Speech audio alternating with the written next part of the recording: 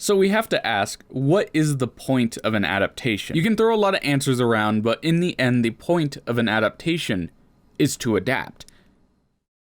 Yeah, no shit. It is to make something suitable for a new use or purpose. Thank you, Google. It is to translate one medium to another. The point of an adaptation is not to make a one-by-one comparison. It's not to make it by the books or a complete copy of its subject matter. The point of an adaptation is to take the intent and translate it to work in a new way. Way of the House Husband, or Goku Shufudo, is an adaptation of a Japanese manga, and it really disappointed me. I've been following this manga for quite a while and I fell in love with it. Basic premise is an ex-yakuza or mobster falls in love and leaves to be a completely over-dedicated and insane house husband. And honestly, what is not to love? I'm over the moon for this manga as Tatsu is for his wife. I was fucking ecstatic when I found out it would be receiving an anime adaptation by Netflix, and my disappointment was immeasurable and my day was ruined once I finally watched it. It's an interesting conundrum, the idea of reviewing a series in this day and age. Most of the time, the deciding factor of whether or not you want to consume something is not a question of money, but instead a question of time. With streaming services being almost ubiquitous to everyone, the idea of not having access to something based on monetary issues is almost unheard of now. If it were a simple question of should you buy the DVD to watch it, I would say no. Hell no, to be precise. If it were a question of money,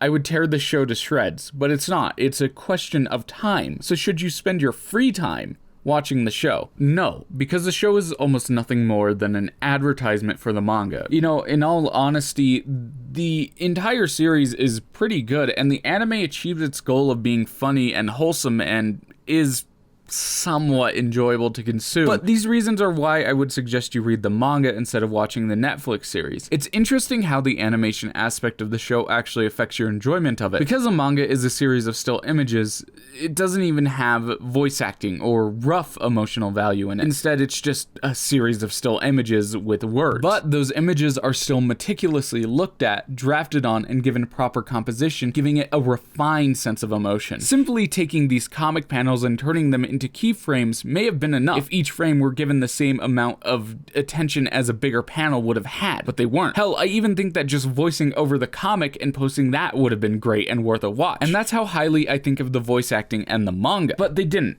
And it's not good now. The whole show seems a little rushed. It seems a little unfinished, and it seems like it could have used more time in the oven to bake. It's admirable what they try to do, but the coloring and basic anime style of it here harms a few too many punchlines than it helps. The black and white extremes of contrast really help in the manga, making the distinction between the spooky mob man and what's actually going on in reality. While I enjoy the voice acting and the hard work given by everyone producing the anime, I cannot in good faith tell you to watch it, because it's easier and faster to read the manga. 15 minutes is not a long time per episode, but in that 15 minutes, you can read a lot more chapters and have more entertainment value from those 15 minutes. Please go read the manga.